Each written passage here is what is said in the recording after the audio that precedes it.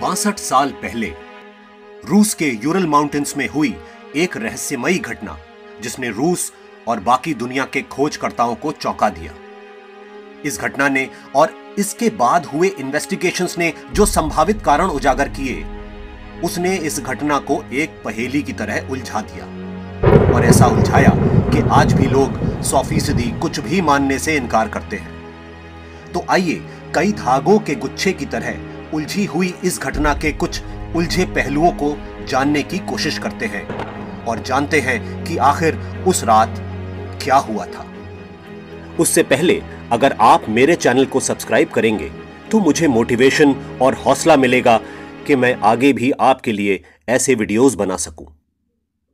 द्यातलॉव पास incident के नाम से मशहूर इस घटनाक्रम की शुरुआत हुई थी 25 जनवरी 1959 में।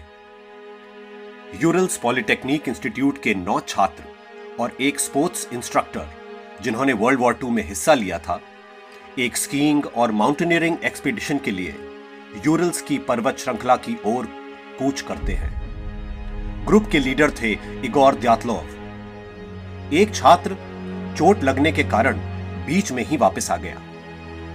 ग्रुप के बाकी 9 लोगों ने 1 फरवरी 1959 को खोलात्स्याख्ल की पर्वत श्रृंखला की एक बर्फीली ढलान पे पहुंचकर अपना टेंट लगाया। ऐसा बाद में मिले कैमरा फिल्म्स और पर्सनल डायरीज से मालूम चला। यहां के स्थानीय मानसाई लोग खोलात्स्याख्ल को माउंटेन ऑफ डेथ भी कहते हैं। उन 9 लोगों का, जिसमें 7 पुरुष और 2 महिलाएं थीं, उस दिन के बाद कुछ भी पता नहीं चला। कुछ हफ्तों बाद 26 फरवरी को जब एक रेस्क्यू टीम खोलात्स्याख्ल पहुंची तो उन्हें एक टेंट मिला जो अब तक काफी हद तक बर्फ में धंसा हुआ था और ध्यान से देखने से यह साफ था कि टेंट को अंदर से किसी धारदार हथियार से चीरा गया है। अगले दिन से शुरू हुआ लाशों के मिलने का खौफनाक सिलसिला। जब रेस्क्यू टीम को एक देवदार के पेड़ के नीचे पहली लाश मिली और कुछ ही दूरी पर दूसरी। दोनों लाशों के कपड़े गायब थे और पैरों में जूते भी नहीं थे, लेकिन इतनी ठंड में लाशों का निर्वस्त्र होना आश्चर्यजनक था। आने वाले 3 महीनों यानी मई के अंत तक बाकी लाशें भी बर्फ के पिघलने पर एक एक करके मिलने लगी और पहेलियां उलझने लगी। पहाड़ पर इधर उधर छितरी 7 लाशें और मिली। कुछ निर्वस्त्र, कुछ की खोपड़ी टूटी हुई। 2 लाशों की आंखें गायब थीं और छाती टूटी हुई थी, जैसे मानो किसी मोटे और भारी हथियार से चोट की गई हो। लेकिन पसलियां टूटने पर भी कोई बाहरी जख्म नहीं था। यह सारा दृश्य बहुत विचलित करने वाला था। एक लाश की तो जबान कटी हुई थी, एक की भौवें गायब थीं, खून की उल्टी के भी संकेत मिले। एक लाश पे 3rd डिग्री बर्न्स मिले। एक मृतक के कपड़ों पर रेडियो एक्टिव सब्सटेंस मिलने की पुष्टि भी हुई। पहली नजर में किसी को भी यह समझ में आ ही जाता कि 1 और 2 फरवरी के बीच खोलात्स्याख्ल की इस बर्फीली ढलान पे कुछ तो बहुत ही दर्दनाक और खौफनाक हुआ था। इन्वेस्टिगेशंस के शुरू होते ही शुरू हुआ कई थ्योरीज और अटकलों का खेल। रशियन इन्वेस्टिगेशन एजेंसी ने इस पूरे हादसे को एक प्राकृतिक आपदा की वजह से हुआ माना, लेकिन कई और थ्योरीज भी सामने आने लगी, जैसे जानवरों द्वारा किया हमला, रूसी सेना का शामिल होना या एलियन अटैक। उसकी वजह थी हादसे की जगह पर मिली लाशों का हाल, जैसे मानो कोई पहेली हो जिसके हिस्से आपस में जुड़ नहीं पा रहे हो। कई रिसर्चर्स ने कहा कि यह कैटाबैटिक विंड्स की वजह से हुआ था। ये वो हवाएं होती हैं जो अपने साथ अचानक थोड़े समय में बहुत सी बर्फ उड़ाकर लाती हैं और बर्फ का भार बढ़ाकर एवलांच क्रिएट कर देती हैं। कुछ एक्सपर्ट्स ने कहा कि इस घटना की वजह इंफ्रासाउंड हो सकती है। इसमें तेज हवाएं ऊंचाई और पहाड़ों से टकराकर एक लो फ्रीक्वेंसी हम या भारी गूंज पैदा करती हैं। इसकी वजह से nausea, panic, nervousness, heart beat का बढ़ना और सांस लेने में तकलीफ जैसे लक्षण पैदा हो सकते हैं। हो सकता है कि इंफ्रासाउंड से परेशान होकर ये 9 लोग टेंट छोड़कर भागे हों। कुछ ने कहा कि यह काम यति का भी हो सकता है, लेकिन आसपास मिले थोड़े बहुत पैरों के निशान सामान्य इंसानों के ही लग रहे थे। मृतकों के कपड़े और जूतों का गायब होना इस पहेली को और उलझा रहा था।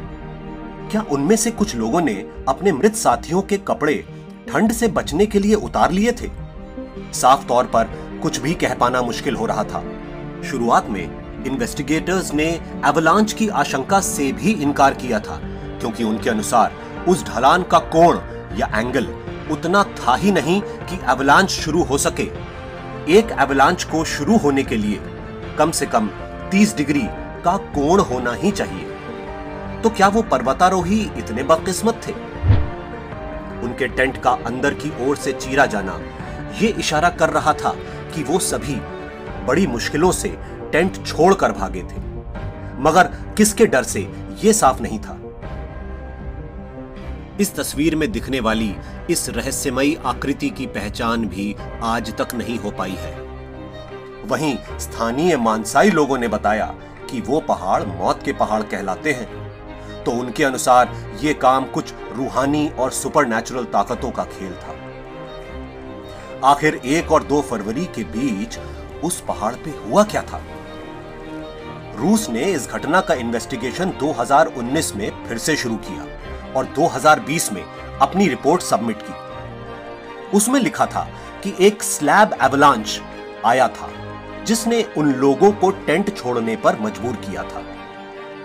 अचानक बर्फ का भार बढ़ने से आए इस एवलांच ने उस ग्रुप को जल्दी में निकलने को मजबूर किया, जिसकी वजह से कुछ लोगों के शरीर पर कपड़े नहीं होंगे। विजिबिलिटी कम होने की वजह से वो सब एक दूसरे से अलग हो गए होंगे और -35 डिग्री के तापमान में कुछ ही घंटों में हाइपोथर्मिया के शिकार हो गए होंगे। शायद 1-2 लोगों ने आग भी जलाई होगी, इसलिए शायद एक मृतक के शरीर पर जलने के घाव थे। रिपोर्ट में पसलियां टूटने की वजह स्लैब एवलांच के भार को ही माना गया, क्योंकि इतनी भारी चोट किसी इंसान या जानवर द्वारा नहीं की जा सकती।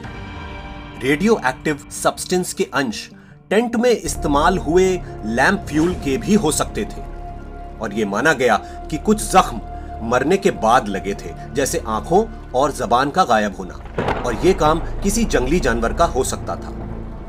लेकिन उस रिपोर्ट के हर दूसरे वाक्य में प्रोबेबल या शायद लिखा था।